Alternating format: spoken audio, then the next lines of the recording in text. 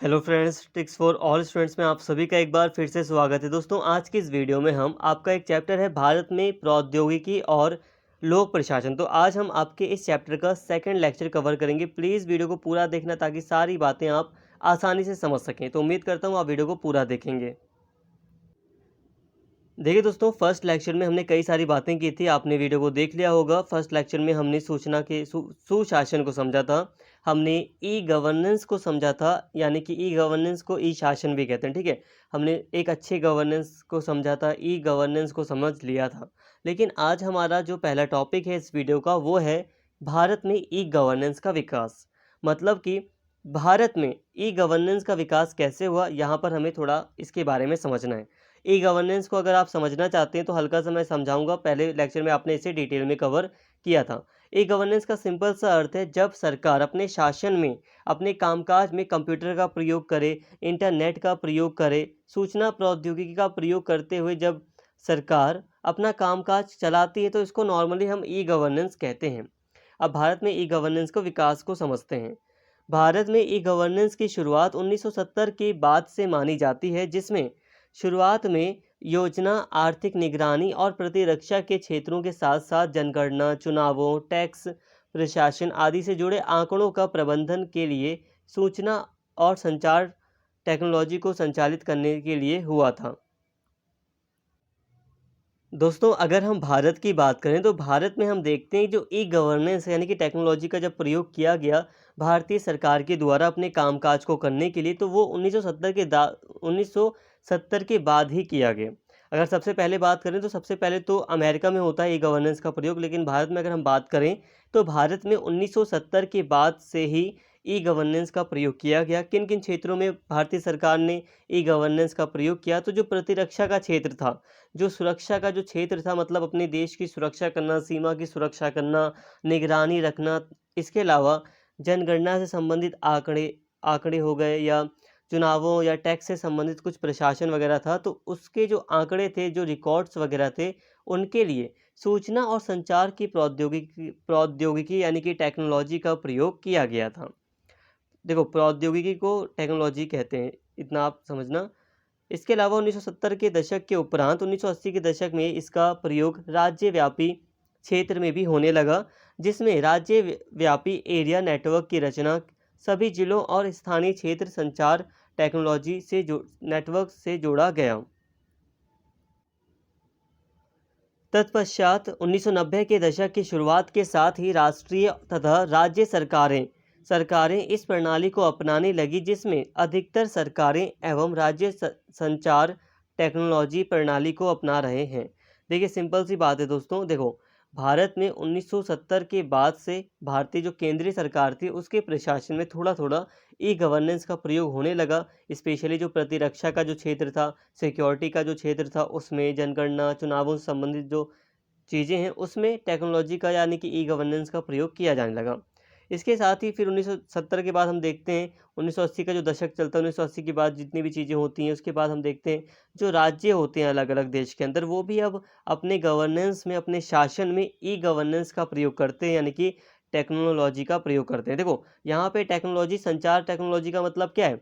जैसे कि जो टेलीफोन का जो नेटवर्क एरिया था उसको बढ़ा देना, सूचनाओं का जो आदान प्रदान किया जाना था उसके लिए जो टेक्नोलॉजी था उसको बढ़ाया गया। तो ये सारी चीज़ें की गई। इसके अलावा 1990 के दशक के बाद से इसमें काफ़ी तेज़ी आई और आज भी ये काफ़ी तेज़ी से बढ़ रहा है, ई गवर्नेंस का प्रयोग। भारत सरकार ने इलेक्ट्रॉनिक संवाद को मजबूती प्रदान करने हेतु सूचना प्रौद्योगिकी का मतलब होता है इंफॉर्मेशन टेक्नोलॉजी। आईटी का एक सब्जेक्ट आपने शायद पढ़ा हो अपने कॉलेज, मतलब सॉरी, अपने स्कूल लाइफ में आपने शायद आईटी का एक सब्जेक्ट पढ़ा होगा। तो आईटी और सूचना प्रौद्योगिकी का मतलब एक ही होता है, ठीक है। अधिनियम 2000 लागू किया अधिनियम 2000 लागू किया, जिसके माध्यम से सूचना प्रौद्योगिकी के प्रयोग को वैधता प्रदान की गई तथा अनेकों राज्य सरकारों द्वारा भी इस प्रकार के कानूनों और तंत्रों का विकास किया गया। भारत में ई गवर्नेंस के विकास को निम्न चरणों में देखा जा सकता है। देखो, अब आगे अगर हम बात करें तो भारत में ई गवर्नेंस के विकास को हम देखते हैं कि 1990 के दशक के बाद इसमें तेज़ी आती है। इसके साथ ही हम देखते हैं कि सूचना प्रौद्योगिकी अधिनियम भारत सरकार के द्वारा इलेक्ट्रॉनिक संवाद के लिए, यानी कि जो इलेक्ट्रॉनिक माध्यम से, मोबाइल के माध्यम से बातचीत करने के लिए, इसके लिए एक अधिनियम, सूचना प्रौद्योगिकी अधिनियम 2000 पारित किया गया था। मतलब टेक्नोलॉजी में जो संचार का माध्यम था, सूचनाओं के आदान प्रदान के लिए कुछ अब अधिनियम भी बनाए जाने लगे। देखो, पहले ऐसा कोई चीज़ थी नहीं, पहले ई गवर्नेंस जैसा जैसा कोई शासन हुआ नहीं करता था, इसलिए इसके ऊपर पहले कोई कानून नहीं थे। जैसे कि आज अगर हम बात करें तो व्हाट्सएप को लेकर, यानी कि जो सोशल मीडिया वगैरह है, उसको लेकर आज हम कानून देखते हैं। आज हम नए-नए कानूनों की बात करते हैं कि अब हमें जो सोशल मीडिया है उसके लिए कानून लाने हैं, यूट्यूब के लिए अलग कानून है, गूगल के लिए अलग कानून है। मतलब क्या है, अब अलग-अलग जो देश हैं वो कानून बना रहे हैं इन चीज़ों के लिए जो पहले नहीं थी। ठीक है? तो अब भारत में भी 2000 में हम देखते हैं कि अधिनियम पारित किया गया इससे संबंधित। इसके साथ ही अगर हमें भारत में ई गवर्नेंस के, जो भारतीय प्रशासन में टेक्नोलॉजी का जो प्रयोग है, अगर हमें उसको देखना है, तो निम्न चरणों में हम इसको समझ सकते हैं। भारत में ई गवर्नेंस के विकास को हम निम्न चरणों में काफ़ी बेटर तरीके से समझ सकते हैं। यहाँ पे पहला चरण दिया गया है कंप्यूटरीकरण। इस चरण में पीसी की उपलब्धता सरकारी कार्यालयों में कराई जाती है और उससे संबंधित आवश्यक सामग्री से सरकारी कार्यालयों को सुसज्जित किया जाता है। इसमें कंप्यूटरों का प्रयोग सरकारी दस्तावेजों, फाइलों, आंकड़ों और सूचनाओं का अंकीकरण व कंप्यूटरीकरण किया जाता है और सार्वजनिक सूचना प्रबंधन पर बल दिया जाता है। देखो, पहला जो चरण है वो है कंप्यूटरीकरण। अब पहले चरण में भारत में क्या हुआ कि जो सरकारी कार्यालय थे, जो सरकारी ऑफिस थे, वहाँ पर कंप्यूटर प्रोवाइड किए गए। पर्सनल कंप्यूटर का मतलब जो पूरा कंप्यूटर का एक सेट नहीं होता, तो पूरा का पूरा कंप्यूटर प्रोवाइड किया गया। ताकि अगर मतलब जो सरकारी ऑफिस होंगे वहाँ पे कंप्यूटर होगा तभी तो सूचनाओं का आदान प्रदान हो सकेगा। इसलिए पहले चरण में कंप्यूटरीकरण किया गया। सरकारी ऑफिसों का, जो सरकारी दफ्तर थे, वहाँ पर कंप्यूटर रखे गए ताकि सरकारी दस्तावेजों का आदान प्रदान किया जा सके। इसके अलावा एक चरण है नेटवर्किंग। नेटवर्किंग इस चरण में सरकारी संगठनों को आपस में जोड़ा जाता है। नेटवर्किंग के द्वारा उनके बीच सूचनाओं और आंकड़ों का आदान प्रदान किया जाता है। तो देखो दोस्तों, नेटवर्किंग, जैसे आप नेटवर्किंग की बात करें, जैसे कि वाईफाई हो गया, एक पूरा का पूरा एक नेटवर्क हो जाता है। जैसे कि आप देखो, स्कूल हो गए, कॉलेज हो गए, एक पूरा एक दायरा हो जाता है कि यहाँ यहाँ तक पूरा एक नेटवर्क फैल गया। तो ऐसे नेटवर्किंग के द्वारा सरकारी संगठनों को जोड़ा गया ताकि वह आपस में आदान प्रदान कर सकें सूचनाओं का। इसके अलावा ऑनलाइन उपस्थिति, इसमें सरकारी इसमें सरकारी विभागों एवं संगठनों द्वारा वेब पेज एवं वेबसाइट बनाए जाते हैं और इंटरनेट के संपर्क के माध्यम से अपनी सार्वजनिक उपस्थिति दर्ज कराई जाती है। ऑनलाइन उपस्थिति का मतलब है कि अब इंटरनेट का प्रयोग किया गया। इंटरनेट के माध्यम से सरकारी जो संगठन थे उनको जोड़ा गया। जो अलग अलग सरकार के जो अलग अलग डिपार्टमेंट थे, जैसे कि एक वित्त मंत्रालय का डिपार्टमेंट हो गया, एक फॉरेन विभाग हो गया, फॉरेन मिनिस्ट्री हो गई, तो अलग अलग विभागों को आपस में इंटरनेट के माध्यम से जोड़ा गया। इसके बाद आता है जो है ऑनलाइन परस्पर संपर्क। ऑनलाइन उपस्थिति का स्वाभाविक परिणाम सरकारी संगठनों और नागरिकों के बीच खुला संप्रेषण होता है। इसमें खुले रूप से संवाद, e voting, e democracy, online tender, online public forum, online survey etcetera समाहित होते हैं। देखिए, यहाँ पर ना थोड़ा-सा आपको लगेगा कि ये जो स्टेप्स हैं ये थोड़ा-सा अलग तरीके से बात करें, लेकिन हम भारत के कॉन्टेक्स्ट में बात करें ना दोस्तों, तो इसको आप अरेंज कीजिए थोड़ा-सा। जैसे कि यहाँ पे लिखा है, कंप्यूटरीकरण एक प्रक्रिया है जिसमें कार्यालयों में सरकारी सेवाएँ या सरकारी जो कंप्यूटर थे, मतलब सरकारी जो ऑफ़िस थे वहाँ पर कंप्यूटर उपलब्ध कराए जाते हैं। तो कराए गए लिखिए आप, ठीक है? यहाँ पे ये चरणों को स्पष्ट किया गया, लेकिन आप जब अपनी आंसर राइटिंग करेंगे तो वहाँ पे आप लिखो कराए गए। तो यहाँ पे आप समझो, भारत में जो ई गवर्नेंस का विकास है ना, अभी मैं 5वां वाला चरण भी समझाऊँगा, जो चौथा या 5वां चरण है उसको समझाऊँगा। लेकिन यहाँ पे आप समझो, भारत में ई गवर्नेंस का विकास कैसे हुआ, इसको आपको कुछ स्टेप्स हैं इसमें समझाया गया है। पहला स्टेप है कि भारत में जो सरकारी कार्यालय थे उसमें क्या था, उसमें पर्सनल कंप्यूटर प्रोवाइड कराए गए, ठीक है? उसमें कंप्यूटर दिए गए ताकि कंप्यूटर के माध्यम से सूचनाओं का आदान-प्रदान किया जा सके। दूसरा चरण था नेटवर्किंग। कुछ सरकारी ऑफिसों को आपस में जोड़ा गया नेटवर्किंग के द्वारा। देखो, आपने एक ऐसे टेलीफोन का नाम सुना होगा जो सिर्फ जिसका नेटवर्क तय होता था, जैसे कि एक दुकान के लिए एक टेलीफोन है और एक घर के लिए टेलीफोन है, तो ये वाला टेलीफोन सिर्फ घर को ही कांटेक्ट कर सकता था, तो ये क्या था, नेटवर्किंग था। तो ऐसे ही सरकारी ऑफिसों को जोड़ा गया था। इसके बाद आता है ऑनलाइन उपस्थिति।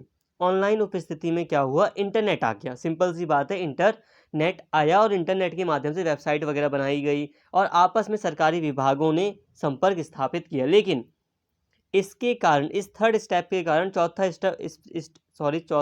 स्टेप भी सामने आया। और इससे क्या हुआ, अब इससे जितने भी सरकारी ऑफिस थे, कार्यालय थे, वो आपस में जुड़ गए पूरी तरह। लेकिन साथ में जो जनता थी, जो नागरिक थे, उनके साथ सरकारी संगठनों का संपर्क हो गया। जो सरकारी विभाग थे उनका संपर्क अब जनता के साथ, जो नागरिक हैं उनके साथ भी हो गया। इसीलिए हम सुनते हैं ई वोटिंग का नाम सुनते हैं, ई डेमोक्रेसी, ऑनलाइन टेंडर वगैरह हम देखते हैं, ऑनलाइन पब्लिक फोरम है बहुत सारे, ऑनलाइन सर्वे होते हैं कई सारे। तो ये सारी चीज़ें थी और इससे भारत में ई गवर्नेंस का विकास हुआ। यहाँ तक समझ में आ गया होगा।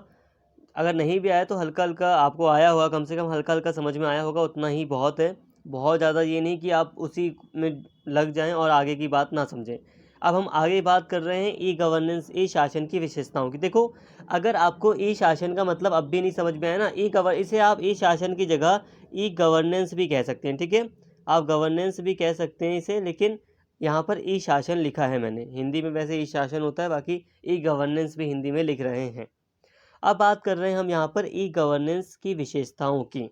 देखो, ई गवर्नेंस की पहली विशेषता है, इसमें प्रशासनिक नेतृत्व प्रौद्योगिकी का एकीकरण हो जाता है। मतलब ये है, सिंपल है, जो प्रशासन होता है वो और जो टेक्नोलॉजी होती है वो दोनों एक हो जाते हैं यहाँ पर। ई शासन या ई गवर्नेंस का मतलब यही है कि प्रशासन, यानी कि जो शासन वगैरह करते हैं, जो एडमिनिस्ट्रेशन होता है वो, और टेक्नोलॉजी आपस में मिल जाते हैं। जाहिर सी बात है कि प्रशासन टेक्नोलॉजी का प्रयोग करके शासन करता है। इसके अलावा दूसरी विशेषता है, इसकी एक बड़ी विशेषता है, फेमस विशेषता है जो आपको पता होनी चाहिए, वो है ई शासन की अवधारणा मूलतः स्मार्ट सरकार, स्मार्ट गवर्नमेंट की मान्यता को पोषित करती है, जिसका अर्थ है, एस का मतलब है स्मॉल, एम का मतलब है मॉरल, ए का मतलब है अकाउंटेबल, आर का मतलब है रिलायबल, मतलब जनता के प्रशासन के प्रति विश्वास उत्पन्न करना, और टी का मतलब है यहाँ पे ट्रांसपेरेंट, यानी कि सरकारी नीतियों, निर्णयों, कार्यों तथा सेवाओं में पारदर्शिता लाना। अब इसे आप समझिए क्या है यहाँ पर। ये देखो, जो ई शासन है उसकी एक बहुत बड़ी विशेषता है स्मार्ट गवर्नमेंट। ई शासन को स्मार्ट गवर्नमेंट भी कहा जाता है। ऐसा क्यों? ऐसा इसलिए, जो ई गवर्नमेंट, ई शासन है या ई गवर्नेंस है, वो एक स्मार्ट गवर्नमेंट कहलाता है। ऐसा इसलिए क्योंकि ई शासन के तहत क्या होता है, जो सरकार का जो नौकरशाही तंत्र होता है, जो प्रशासनिक तंत्र होता है ना सरकार का, वो छोटा हो जाता है, उसको कम किया जाता है। इसके अलावा प्रशासन जो होता है, जो एडमिनिस्ट्रेशन होता है, उसमें नैतिकता स्थापित होती है। प्रशासन का मतलब आप नहीं समझ रहे ना, कोई बात नहीं, आपको आगे समझ में आएगा। आगे का अगर आप सब्जेक्ट लेंगे ना, आगे के सेमेस्टर में आ जाएगा समझ में। यहाँ बस इतना समझो आप कि प्रशासन में नैतिकता स्थापित की जाती है। प्रशासन मतलब बिल्कुल ही नहीं आता तो मैं बता दूं कि जो आप पुलिस वगैरह देखते हो, ये जो आप डीएम, एसडीएम, ये जो जिला कलेक्टर वगैरह देखते हो, ये सब पूरा प्रशासन में आता है, ठीक है। इसके अलावा बहुत सारी चीज़ें आती हैं प्रशासन में, लेकिन फिर भी आपको समझाने के लिए मैंने इतना बताया। तो प्रशासन में मोरल वैल्यूज़ आती है। मोरल वैल्यूज़ मतलब होती हैं अच्छी भावनाएं, एक दया की भावना, एक नैतिकता की भावना। इसके अलावा ए का मतलब है यहाँ पर अकाउंटेबल होना, मतलब जवाबदेह, जो जनता है उसके प्रति जवाबदेह होना। इसके अलावा जनता के प्रति विश्वास उत्पन्न करना, और फिर ट्रांसपेरेंसी था, मतलब कि पारदर्शिता लाना। सिंपल बात में अगर मैं आपको समझाऊं तो जो ई शासन है वो एक स्मार्ट गवर्नमेंट कहलाता है, एक स्मार्ट सरकार कहलाता है। ऐसा इसलिए कि ई शासन के द्वारा जो सरकार में जो भीड़ हो जाती है बहुत ज़्यादा, जो नौकरशाही का जो तंत्र होता है उसमें बहुत ज़्यादा जो भीड़ हो जाती है उसको कम करता है। कम अधिकारियों की नियुक्ति पर ये बल देता है ताकि कम लोग अच्छे से काम कर सकें, मतलब कि कम लोग भी काम कर सकते हैं ई शासन के द्वारा। इसके अलावा ये एक नैतिकता की भावना को जोड़ता है ई शासन। इसके अलावा ई शासन जो सरकारी अधिकारी होते हैं उनको जवाबदेह बनाता है। जो जनता होती है वो उनसे क्वेश्चन पूछ सकती है और उनको जवाब देना पड़ता है। इसके साथ ही जो ई शासन है वो प्रशासन पर बल देता है कि प्रशासन जनता को विश्वास दिलाए कि उनका जो काम है वो बिल्कुल सही है। और ई प्रशासन के द्वारा ट्रांसपेरेंसी आती है, मतलब पारदर्शिता आती है। पारदर्शिता का मतलब होता है कि कहीं भी कोई झोल नहीं हुआ है, कहीं भी कोई भ्रष्टाचार नहीं हुआ है। ऐसी जो चीज़ें हैं वो साफ साफ दिखाई देती हैं। अगर भ्रष्टाचार हुआ है तो ये आसानी से पकड़ा जा सकता है ई शासन के अंतर्गत, ठीक है, ई गवर्नमेंट के अंतर्गत, गवर्नेंस के अंतर्गत। अब यहाँ पे जो मैंने आपको एस या जो ये स्मार्ट सरकार का जो मतलब मैंने आपको समझाया, कहीं कहीं पे एस का मतलब यहाँ पर सिंपल भी होता है और कहीं कहीं पर आर का मतलब रिस्पॉन्सिव भी होता है। मतलब रिस्पॉन्सिव मतलब रिस्पॉन्स करना, जवाबदेही होना होता है, जिम्मेदार होना ये होता है। और सिंपल मतलब साधारण होना ये भी होता है। तो कहीं कहीं पे जो स्मार्ट सरकार है उसमें एस का मतलब ये भी डाल देते हैं, आर का मतलब ये भी डाल देते हैं, लेकिन आप ये लिखेंगे कोई दिक्कत नहीं होगी, ठीक है। यहाँ तक आपने दो विशेषताएं समझ ली ई शासन की। एक है कि इन दोनों चीज़ों का एकीकरण हो जाता है और दूसरा है कि इसे स्मार्ट सरकार भी कहते हैं। स्मार्ट सरकार का मतलब मैंने आपको समझा दिया। इसके अलावा इसकी पांचवी विशेषता है, एक अगली विशेषता है यहाँ पर। पांचवी कैसे हो सकती है, तीसरी विशेषता होगी। थोड़ी सी यहाँ पे करेक्शन कर लेना दोस्तों, गलती हो गई यहाँ पे। प्रशासनिक कार्य, दोस्तों एक रिक्वेस्ट है आपसे, आप थोड़ा सा यहाँ पे ऑडियो बता सकते हैं कि ऑडियो ठीक है कि नहीं। एक्चुअली थोड़ा सा इन्वायरमेंट मतलब ख़राब रहता है, तो यहाँ पे आप थोड़ा ऑडियो में सजेशन दे सकते हैं कि ऑडियो आपको कहीं ख़राब तो नहीं लग रही ज़्यादा। वैसे ख़राब हो सकती है लेकिन ज़्यादा ख़राब तो नहीं लग रही ना आपको, मतलब समझ तो आ रहा है ना सब कुछ। प्लीज़ आप एक बार कमेंट करके थोड़ा बता दें। इसके अलावा यहाँ पर इसकी एक विशेषता, यहाँ पे ये कट कर लो 4-5, यहाँ पे इसकी विशेषता है प्रशासनिक कार्यों में गुणवत्ता की दृष्टि से सुधार लाना ई शासन का केंद्रीय चिंतन है। नागरिकों को सूचित करना, नागरिकों का प्रतिनिधित्व करना तथा सरकार में नागरिकों की सहभागिता बढ़ाना इसका उद्देश्य है। यह सुशासन की स्थापना का एक मार्ग या पद्धति है। देखो दोस्तों, जो ई शासन है, ये जो ई गवर्नेंस है, इसका जो मेन जो इसका विचार है वो ये है कि ये नागरिकों तक सूचना पहुंचाने का काम करता है। ई गवर्नेंस चाहता है कि नागरिकों का प्रतिनिधित्व बढ़े, सरकार में नागरिकों की सहभागिता बढ़े। सिंपल सी बात है, ये नागरिकों के हित के लिए है ई शासन। देखो कोई भी दिक्कत होती है, अगर हमें आज कोई भी दिक्कत है तो हम सरकार के जो अलग अलग डिपार्टमेंट हैं उनसे हम कुछ भी ऑनलाइन पूछ सकते हैं। यहाँ तक कि ऑनलाइन एफआईआर भी दर्ज कराई जा सकती है, तो ये काफ़ी अच्छी चीज़ है। ई शासन से हम लोग काफ़ी सशक्त होते हैं। और आप खुद सोचो, जब चीज़ें ऑनलाइन होंगी तो ऑनलाइन का मतलब हमारे पास रिकॉर्ड है, सबूत है, हर चीज़ है ना। खुद सोचिए, एक कागज़ पर अगर कोई चीज़ लिख दी जाती है तो वो कागज़ तो फाड़ा भी जा सकता है, लेकिन जब वो ऑनलाइन हो जाती है तो वो एक डिजिटल डॉक्यूमेंट बन जाता है, वो सबूत बन जाता है। तो बहुत बड़ी चीज़ है ये, एक सहायक चीज़ है। और सबसे बड़ी चीज़ इसकी एक विशेषता ये है कि जो ई शासन है या ये ई गवर्नेंस है, ये सुशासन का मार्ग प्रशस्त करता है। ये सुशासन के लिए आवश्यक है। जैसे कि अभी हमने गुड गवर्नेंस पढ़ा था ना, तो गुड गवर्नेंस में आपको ई प्रशासन की आवश्यकता पड़ेगी। बिना ई प्रशासन के गुड गवर्नेंस नहीं हो सकता, पारदर्शिता नहीं आएगी। तो यहाँ तक हमने इसको समझा। अब हम बात करते हैं ई गवर्नेंस के लाभ को। जल्दबाजी हम नहीं कर रहे हैं, यहाँ पे हम काफ़ी आराम से समझ रहे हैं। तो उम्मीद करता हूँ आपको विशेषताएं समझ में आ गई हैं। अब हम बात करते हैं इसके लाभ की, क्या प्रॉफिट है, क्या फ़ायदा है इसका। देखिए दोस्तों, सूचना तकनीकी ने सरकार की नीतियों और योजनाओं को सभी के लिए और सभी तक पहुंचा दिया है, अर्थात सूचना तक आज सभी की पहुंच समान हो गई है। अब एक फ़ायदा ये है कि सूचना तकनीक या जो ई गवर्नेंस के अंतर्गत हमने सूचना तकनीक का प्रयोग किया है, इससे क्या हुआ है, इससे ज़्यादा से ज़्यादा जो नागरिक हैं उन उन तक सूचना बहुत आसानी से पहुंच रही है। आज आप खुद सोचिए, सरकार कुछ भी ऑनलाइन कह देती है, मतलब कुछ भी कह देती है ऑनलाइन, और ऑनलाइन सबके मोबाइल में वो चीज़ चली जाती है। सरकार को कोई मैसेज भी देना है तो ऑनलाइन तरीके से सरकार मतलब सभी को एक बार में सूचना दे सकती है। जैसे कि आपने कोविड के टाइम पर देखा, कोविड के टाइम पर आपने फ़ोन जब आप करते होगे किसी को, तो एक व्यक्ति था, जैसे कि अमिताभ बच्चन की आवाज़ हो गई, या कई कई बार किसी की महिला की आवाज़ हमें सुनाई देती थी, जो हमें गाइड करते थे कि सावधानी बरतें, ये है वो है जो भी है। तो मतलब वो हमें कोविड के बारे में जानकारी देते थे, बट वो कैसे दे रहे हैं, सरकार के ही थ्रू। सरकार चाह रही है कि सभी को ऐसे जागरूक किया जाए, तो वो जागरूकता आसानी से फैल रही है। इसके अलावा सरकार को कोई इन्फॉर्मेशन देनी होती है तो सरकार इस तरीके का बहुत ज़्यादा यूज़ करती है। कई बार चुनाव वगैरह होते हैं तो सभी के मोबाइल पर एक मैसेज आ जाता है कि इस तारीख को चुनाव है, प्लीज़ सहभाग मतलब उसके भागीदार बनिए, अपना वोट दीजिए। तो ये क्या है? एक मतलब ई-गवर्नेंस के थ्रू सूचना तकनीकी का प्रयोग करते हुए एक बड़ी जनता तक सूचनाओं का प्रसार हो रहा है, संभव हुआ है। तो ये इसका एक प्रॉफ़िट है, एक लाभ है, एडवांटेजेस है ये।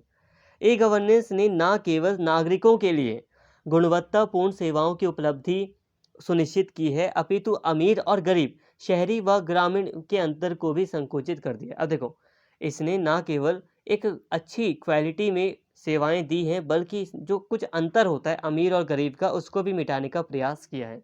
देखो, कई बार कई चीज़ें जो होती थी वो या कई जो योजनाएँ होती थी, उनका लाभ सिर्फ़ अमीर लोगों को मिल पाता था क्योंकि उनके पास रिसोर्स थे, उनके पास उनको जानकारी थी। लेकिन फिर भी अब सूचना प्रौद्योगिकी के अंतर्गत या ई-गवर्नेंस के थ्रू, डिजिटल माध्यम के थ्रू कई सारी सेवाएँ ग्रामीण इलाकों में आसानी से पहुँच रही हैं और वहाँ के लोग जागरूक हो रहे हैं अपनी सेवाओं के, अपनी योजनाओं के बारे में, तो उसका वो लाभ उठा पा रहे हैं। ई-गवर्नेंस के माध्यम से प्रशासन की पहुंच सुदूर क्षेत्रों तक हो चुकी है, जिसका लाभ शासन और नागरिक दोनों को मिल रहा है। इससे शासन में सरलता, शासन में सबलता और क्षमताओं में वृद्धि हुई है। सिंपल है, ई-गवर्नेंस का एक लाभ यही है कि बहुत दूर-दूर के क्षेत्रों में बहुत सारी जो प्रशासन की जो योजनाएं हैं वो आसानी से पहुंच पा रही हैं और इससे शासन को भी लाभ है, यानी कि सरकार को भी लाभ है और नागरिक को, दोनों को ही लाभ है। और इससे काम में या प्रशासन करने में काफ़ी आसानी हो रही है, काफ़ी मजबूती आ रही है, काफ़ी क्षमताओं में वृद्धि हो रही है। देखो, जितना ज़्यादा ई-गवर्नेंस फैल रहा है उतनी ज़्यादा सरकार मजबूत हो रही है। ई-गवर्नेंस के माध्यम से हम देखते हैं कि सरकार कितनी सारी चीज़ों को हैंडल कर पा रही है। ई-गवर्नेंस के माध्यम से कई सारी योजनाएँ आसानी से लोगों को समझा दी जाती हैं। ई-गवर्नेंस के माध्यम से नागरिकों को कई सारी योजनाओं के बारे में आसानी से जानकारी मिल जाती है, तो दोनों को इससे फ़ायदा हो रहा है। जो क्षमता है उसमें वृद्धि हो रही है, जो अधिकारी हैं उनकी क्षमताओं में वृद्धि हो रही है ई-गवर्नेंस के माध्यम से। ई-गवर्नेंस शासन की और अधिक उत्तरदायी और जवाबदेह बनाता है, जिससे शासन को नैतिकता की भावना से जोड़ा जा सकेगा। देखो, इसके अलावा ई-गवर्नेंस के माध्यम से नागरिकों को कहाँ, कैसे और कब जैसी सेवाओं की युक्तियाँ प्रदान की जा रही हैं, जिसका लाभ नागरिकों को मिल रहा है। सिंपल सी बात है दोस्तों, पहले चीज़ें जब कागज़ पर होती थी तो काफ़ी डिफ़िकल्ट हो जाता था पता करना कि मेरा जो मेरी जो कंप्लेंट है वो कहाँ तक पहुँची। लेकिन अब डिजिटली माध्यम से सारी चीज़ें पूरी होती हैं, तो आप देख सकते हैं कि आपकी कंप्लेंट कहाँ तक पहुँची है, किस डिपार्टमेंट में अभी आपकी कंप्लेंट गई है। कुछ भी चीज़ें आप आसानी से पता कर सकते हैं। इसके साथ ही पहले कई बार मामले को रफ़ा-दफ़ा कर दिया जाता था, लेकिन अब ई-गवर्नेंस के थ्रू हम देखते हैं जब सरकार हमें ऑनलाइन प्लेटफ़ॉर्म प्रदान करती है कि हम कुछ भी सरकार से पूछ सकें या कुछ भी हम ऑनलाइन कर सकते हैं, तो हम कई सारी जो मतलब डेटा हैं उसको हम देखते हैं कि मतलब हमने जो भी चीज़ें की हैं ऑनलाइन प्लेटफ़ॉर्म का यूज़ करते हुए जो भी चीज़ें की, उसका हमें एक सही फ़ीडबैक या जवाब मिलता है।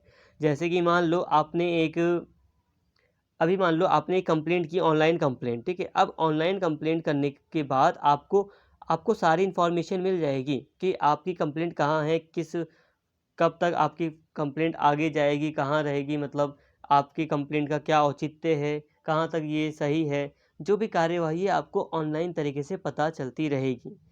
इस कहने का मतलब है कि इस ये जो ई-गवर्नेंस है, इससे जो अधिकारी होते हैं वो जवाबदेह बनते हैं, उन्हें जवाब देना पड़ता है। ऐसा नहीं कि वो चुप रह जाएँगे, कुछ कहेंगे ही नहीं। हाँ ना, कुछ भी उन्हें करना पड़ेगा। जैसे कि अभी मान लो जैसे कि अभी मैं एक बैंक में मैंने कंप्लेंट कर दी थी, स्टेट बैंक में ही कुछ इश्यू आ रहा था तो मैंने कंप्लेंट की थी एक।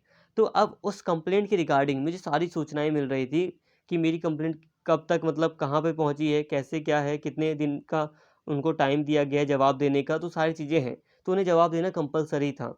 इसके अलावा आप कुछ भी चीज़ आप यूज़ करो, इलेक्ट्रॉनिक माध्यम यूज़ करो सरकार से बात करने का, या सरकार कुछ भी करती है। आपने मान लो बिजली का बिल भर दिया, ऑनलाइन आपने बिजली का बिल भरा है। अगर मान लो आपने कागज़ के ऊपर बिजली का बिल भरा होता, आपने डायरेक्टली आप वहाँ पैसा दे के आ गए अधिकारी को और उसने कागज़ में हर चीज़ कर दिया और मान लो वो कागज़ खो गया, तो क्या होगा? तो आप ही गलत माने जाओगे, वो तो कह देगा कि भाई आपने बिल नहीं भरा, तो आप क्या कर सकते हो?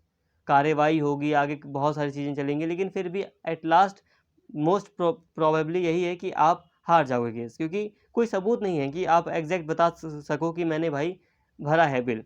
लेकिन आपने डिजिटली माध्यम का यूज़ किया, आपने डिजिटली भर दिया। अगर आपने डिजिटली आज के टाइम पे नहीं भी भरा, तब भी आप ऑफिस में गए, आपने वहाँ पे मतलब सब कुछ किया और आपको एक डिजिटली एक स्लिप दी गई, और वो स्लिप अगर आपसे खो भी जाती तब भी वहाँ पर उनके डिपार्टमेंट में सेव होगी, है ना? क्योंकि वो डिजिटली माध्यम से आया है, तो रिकॉर्ड्स हैं।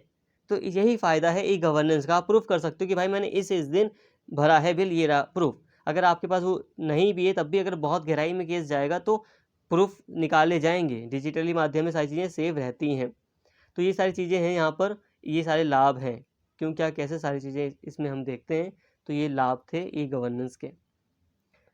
अभी और भी एक लाभ है, जैसे कि ई गवर्नेंस के माध्यम से भ्रष्टाचार में कमी, कर चोरी और पर रोक लगी है, वहीं राजस्व में वृद्धि, लागत में कमी आई है, अर्थात शासन में पारदर्शिता और खुलापन आने से वास्तव में सुशासन को स्थापित किया जा सकता है। देखिए दोस्तों, हम ई गवर्नेंस का एक फ़ायदा ये भी देखते हैं कि ई गवर्नेंस के द्वारा भ्रष्टाचार वगैरह में कमी लाई जा सकती है।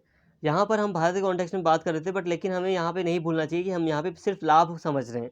तो लाभ का मतलब ये सारे लाभ हैं, चाहे आप नीतियों को फॉलो करें ना करें, लेकिन फिर भी ई गवर्नेंस का ये लाभ पक्का है कि ये सारी चीज़ें होती हैं। तो इसी तरह यहाँ पे ये है कि ई गवर्नेंस के माध्यम से भ्रष्टाचार को पूरी तरह कम किया जा सकता है, उस पर रोक लगाई जा सकती है।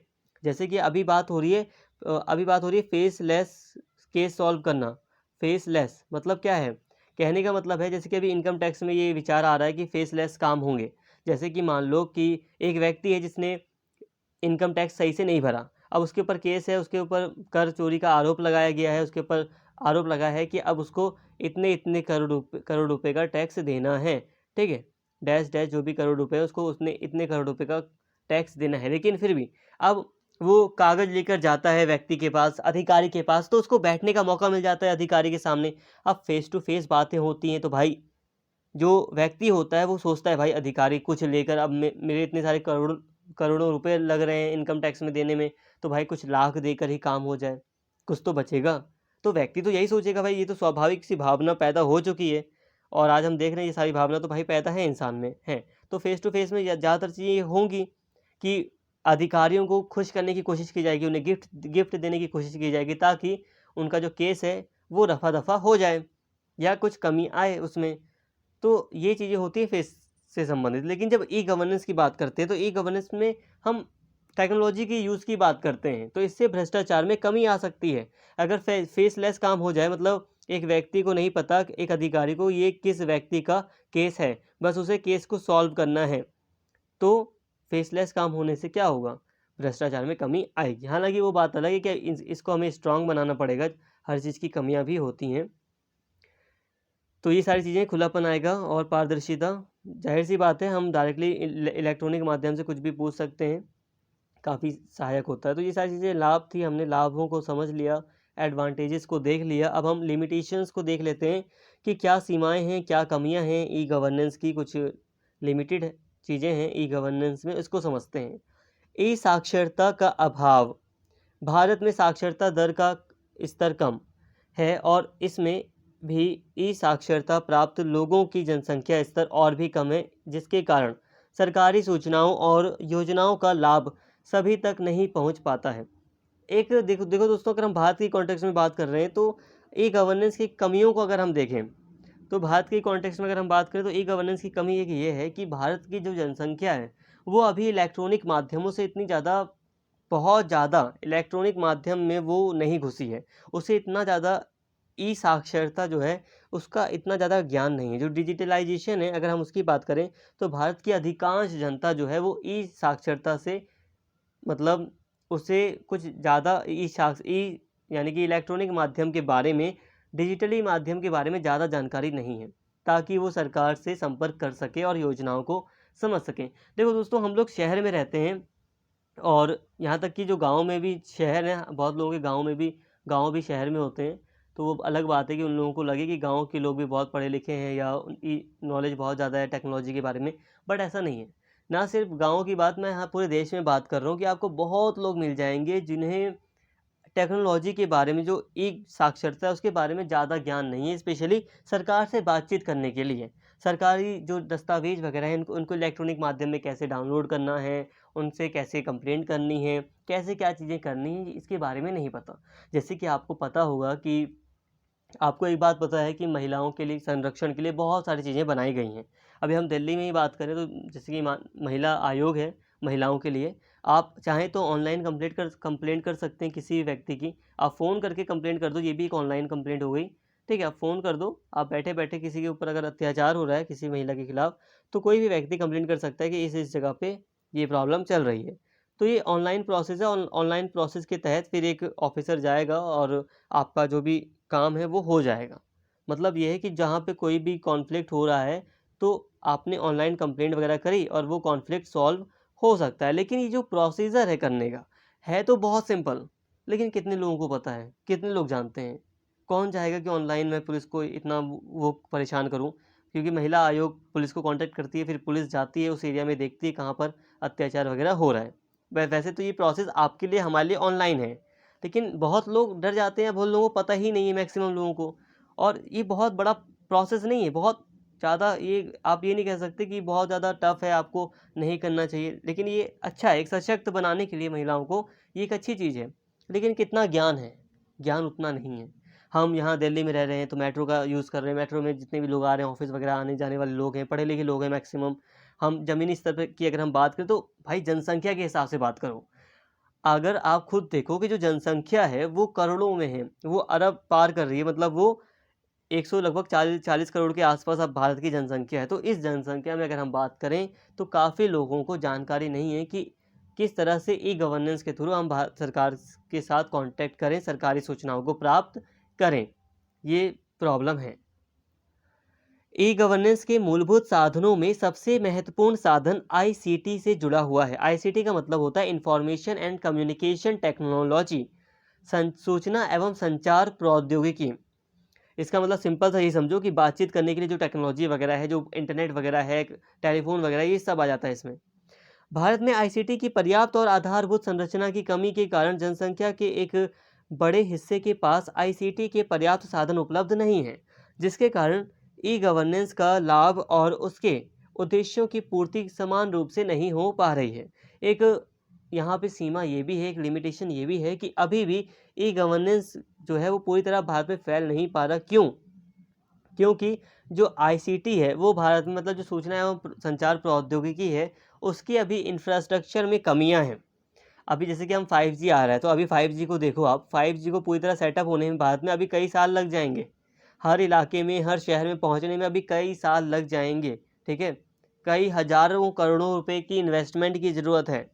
कई हज़ारों करोड़ों रुपए की इन्वेस्टमेंट की ज़रूरत है। इसी कारण से अभी इसमें इन्वेस्ट करते अभी कई साल लग जाएंगे 5G को पूरी तरह देश में डेवलप होने में, इंफ्रास्ट्रक्चर तैयार होने में। इसके अलावा कई कई सारे जो पहाड़ी इलाके हो गए, बहुत सारे जो वन से संबंधित जो इलाके हैं, वहाँ पे आप देख लो, आपको ऐसा नेटवर्क नहीं मिलेगा, एक मजबूत नेटवर्क इंफ्रास्ट्रक्चर देखने को नहीं मिलेगा। आज भी मेरे खुद के एरिया का नेटवर्क जो है वो इतना ख़राब हो जाता है कभी-कभी, कुछ कह नहीं सकते। हालाँकि अभी जो हम देख रहे हैं जिस हिसाब से, तो उस हिसाब से बेकार नहीं कह सकते, लेकिन हाँ, फिर भी एक लिमिटेशन है, अभी इसमें और सुधार की आवश्यकता है। बट हाँ, बेकार नहीं कह सकते, फिर भी अभी बीते कुछ सालों में काफ़ी तरक्की हुई है टेक्नोलॉजी के नेटवर्क के मामले में काफ़ी विस्तार हुआ है। लेकिन फिर भी जब आप कंपैरिज़न करो ना दूसरे देशों से दोस्तों, तो कमी है अभी। सूचना तकनीकी की इस भाषा का माध्यम मुख्यतः अंग्रेजी होता है और स्थानीय भाषाओं में उपलब्धता का अभाव होने के कारण इसका उपयोग भाषा के कारण नहीं हो पाता। सिंपल सी बात है दोस्तों, ये बात बिल्कुल सही है। अब सूचना तकनीक जो है ये, अब गूगल वगैरह आप सब देख लो, या सरकार जितने भी प्लेटफॉर्म पर अपनी इंफॉर्मेशन देती है वो मैक्सिमम इंग्लिश में होती है, या फिर हिंदी में भी हो जाती है, लेकिन फिर भी हिंदी में ट्रांसलेट करना पड़ता है। लेकिन आप खुद देखिए यार, कितने सारे जो लीडर्स हैं इंग्लिश में भाषण देते हैं। कभी कभी तो मुझे खुद डर लगने लगता है कि यार मुझे भी जल्द से जल्द पूरी तरह इंग्लिश बोलना सीखना है। तो ये काफ़ी एक तरह से नेगेटिव इफ़ेक्ट है कि अब भाई बहुत सारी जो जनसंख्या है उसको इंग्लिश इतनी अच्छे से समझ नहीं आती। स्पेशली अगर आप सरकारी लैंग्वेज देखो, अगर आप कॉन्स्टिट्यूशंस की लैंग्वेज देखो, अगर आप सरकारी दस्तावेज़ों को देखो, तो वहाँ पर जो इंग्लिश लिखी हुई है एक्चुअल में वो बहुत कन्फ्यूजिंग होती है। उसके अलग-अलग संदर्भ होते हैं। अगर इंग्लिश, हाँ, देखो नॉर्मली है कि इंग्लिश आसान भाषा में अगर हम कहें तो स्टोरी वगैरह सबको समझ में आ सकती है, मैक्सिमम लोगों को समझ में आ सकती है। लेकिन जो पढ़े लिखे लोग हैं उन्हीं की उन्हीं की बात कर रहा हूँ मैं। लेकिन उन्हीं में जो पढ़े लिखे लोग हैं जिन्हें हल्की-हल्की इंग्लिश आती है वो समझ लेते हैं, इंग्लिश की स्टोरी वगैरह अच्छे से समझ लेते हैं। लेकिन जब बात आती है किसी सरकारी डॉक्यूमेंट की, तो आप उसको नहीं समझ पाओगे। अगर आप नॉर्मली हिंदी मीडियम के स्टूडेंट रहे हो, अगर आपने इंग्लिश सीख भी ली है, लेकिन फिर भी मैं यही कहूँगा कि मोस्ट प्रोबेबली यही होगा कि आप एक सरकारी डॉक्यूमेंट को अच्छे से नहीं समझ पाओगे। एक वकील होगा वो आपको अच्छे से समझा देगा कि इसमें ये चीज़ें छुपी हुई हैं, लेकिन आप नहीं समझा पाओगे। तो इसका कारण ये है कि जो स्थानीय भाषा है उसका अभाव है। यहाँ तक कि कई बार हिंदी में भी अगर लिख दिए जाते हैं सरकारी डॉक्यूमेंट, तब भी समझना डिफ़िकल्ट हो जाता है, क्योंकि उसमें जो वर्ड्स होते हैं वो बहुत कठिन होते हैं। तो इसलिए जो स्थानीय भाषा है उसका अभाव होने के कारण कई बार लोग योजनाओं को, कई चीज़ों को समझ नहीं पाते हैं। ये बिल्कुल ट्रुथ है। और इंग्लिश, स्पेशली यहाँ पर इंग्लिश पर ध्यान देना ज़रूरी है कि इंग्लिश को काफ़ी वो कर दिया गया है, जिस कारण से प्रमोट किया गया है, जिस कारण से हम उसमें पूरी तरह इंग्लिश को देखते हैं। तो ये एक कमी है, एक लिमिटेशन है। शासन और प्रशासन में आईसीटी का प्रयोग बढ़ा दिया गया है, लेकिन उससे संबंधित प्रक्रियाओं व कानूनों को पुनर्भाषित नहीं किया गया है, जिसके कारण सुचारू रूप से क्रियान्वयन नहीं हो पाता है। मतलब दोस्तों, कहने का मतलब ये है कि अब आईसीटी जो है उसको बढ़ाया जा रहा है। जैसे कि मैंने अभी कहा था ना कि आईसीटी को बढ़ाया जा रहा है, इतनी कमी नहीं है आईसीटी की, टेक्नोलॉजी को बढ़ाया जा रहा है। लेकिन फिर भी अभी उससे संबंधित कानून बनाने हैं। जैसे कि अभी गूगल ने कई सारे नियम तोड़ दिए, लेकिन गूगल फिर भी अभी भरने को, मतलब जो जुर्माना लगाए गूगल के ऊपर, वो भरने को गूगल तैयार नहीं है। लेकिन फिर भी यहाँ पे वही चीज़ें इंडिकेट की जा रही हैं, बताई जा रही हैं आपको कि यहाँ पर एक कमी ये है कि भारत के जो प्रशासन है उसमें हमें जो आईसीटी का जो एरिया है, जो टेक्नोलॉजी का एरिया है, उसके संबंधित नियम हमें बनाने आवश्यक हैं। उसको अच्छे से पुनर्भाषित करना है। जो नियम वगैरह हैं टेक्नोलॉजी से संबंधित, सोशल मीडिया वगैरह को आप ऐड कर लो इसमें, उनके लिए नियम वगैरह को काफ़ी अच्छे से एक्सप्लेन करना अभी भी आवश्यक है, ताकि सारी चीज़ें अच्छे से क्रियान्वित हो सकें। इसके अलावा वर्तमान में भारत में अनेकों ई गवर्नेंस परियोजनाएं की जा रही हैं, लेकिन ई गवर्नेंस परियोजनाएं ना तो शासन को सरल और साधारण बना पाई हैं और ना ही शासन से लोगों को जोड़ पाई हैं। इसके लिए प्रशासनिक क्रियाओं के पुनर्निर्माण और संगठनात्मक संरचनाओं में सुधार करना पड़ेगा। प्रशासनिक संस्कृति और मनोदशा में परिवर्तन करना, प्रशासकों को प्रशिक्षित करना और प्रशासनिक प्रक्रियाओं की पुनर्व्याख्या करना आवश्यक है। देखिए दोस्तों, सिंपल सी बात है कि ई गवर्नेंस के माध्यम से कई सारी परियोजनाएं भारतीय सरकार के द्वारा वर्तमान समय में चलाई जा रही हैं, लेकिन फिर भी उसमें कई कमियां हैं जिनको सुधारना आवश्यक है। ठीक है, हाँ, आप पूरी तरह डिनाई नहीं कर सकते, आप ये नहीं कह सकते कि जो ई गवर्नेंस किया जा रहा है भारत में वो पूरी तरह बेकार है, लोगों तक उसका कोई फ़ायदा नहीं पहुँच रहा, ऐसा नहीं कह सकते हम। ठीक है, पहुँच रहा है फ़ायदा, लेकिन हाँ, अभी सुधार की आवश्यकता है। पूरी तरह अप टू द मार्क नहीं है, इसमें सुधार हो सकता है और होना भी चाहिए। इसके अलावा सूचना पारदर्शिता में ई गवर्नेंस के संदर्भ में दी जाने वाली अधिकांश सूचनाएं तथा अधिकार या तो भ्रामक होते हैं या संपूर्ण, संक्षिप्त, सरल व बोधगम्य नहीं होती। कहने का मतलब है जैसे कि अभी हमें सूचना का अधिकार प्राप्त है, लेकिन कई बार कई चीज़ों को, आप सूचना के अधिकार आपको प्राप्त है तब भी कई बार आपके अधिकार का उल्लंघन कर दिया जाता है। कई सारी जानकारियाँ लोगों को आज भी नहीं दी जाती हैं, तो ये गलत है। तो ई गवर्नेंस के माध्यम से अगर हम बात करें तो कई बार पारदर्शिता में कमी देखी जाती है, तो इसमें सुधार होना आवश्यक है। ये कमी है भारतीय ई गवर्नेंस की। कानूनी मुद्दे में ई गवर्नेंस के अनुसार व्यक्तिगत स्वतंत्रता, गोपनीयता का मुद्दा, बौद्धिक संपदा यानी कि जो दिमाग से संबंधित, जो आपने कुछ क्रिएट किया है, तो वो आपकी बौद्धिक संपदा हो जाती है। जैसे कि मान लो आपने कोई नोट्स बना लिए हैं, तो वो आपकी बौद्धिक संपदा है। आपने कोई बुक लिख दी है तो वो आपकी बौद्धिक संपदा है। आपने कोई फ़ोटो खींची है, वो आपकी बौद्धिक संपदा हो गई। आपने कोई पेंटिंग बनाई है, वो होती है बौद्धिक संपदा। तो कॉपीराइट वगैरह का मुद्दा है, कोई बौद्धिक संपदा का मुद्दा है, वित्तीय हस्तांतरण यानी कि पैसे के लेन देन से संबंधित कोई मुद्दा है, आंकड़ों व सूचनाओं का सामान्यतः दुरुपयोग भी होता है। मतलब ये दोस्तों कि कानूनी मुद्दे में मतलब यही है कि ई गवर्नेंस में हम देखते हैं कि कई सारे अधिकारों का उल्लंघन होता है, व्यक्तिगत स्वतंत्रता, गोपनीयता वगैरह का, इन सब का कई बार दुरुपयोग भी किया जाता है। तो जहाँ तक हमने कई सारी बातें समझ ली।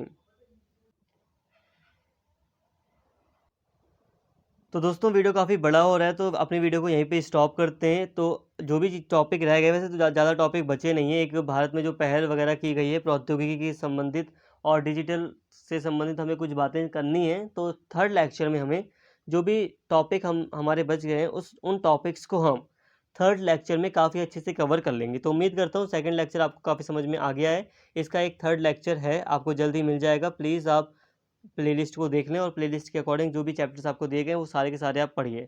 तो सारे चैप्टर्स, सारे लेक्चर्स एक दूसरे से कनेक्टेड हैं, तो सभी लेक्चर्स को आप देखिए। तो उम्मीद करता हूँ सेकंड लेक्चर आपको समझ में आ गया। थर्ड लेक्चर की वीडियो आपको मिल जाएगी, आप उसको भी देख लेना। तो उम्मीद करता हूँ सारी बातें आपको समझ में आई हैं। अगर आपको सारी चीज़ें अच्छी लगी हों, समझ में आई हों, तो प्लीज़ दोस्तों वीडियो को लाइक करना, शेयर करना और एक कमेंट करके अपना फीडबैक ज़रूर देना। और अगर आपने चैनल को सब्सक्राइब नहीं किया है तो प्लीज़ चैनल को सब्सक्राइब कर लेना। Thank you.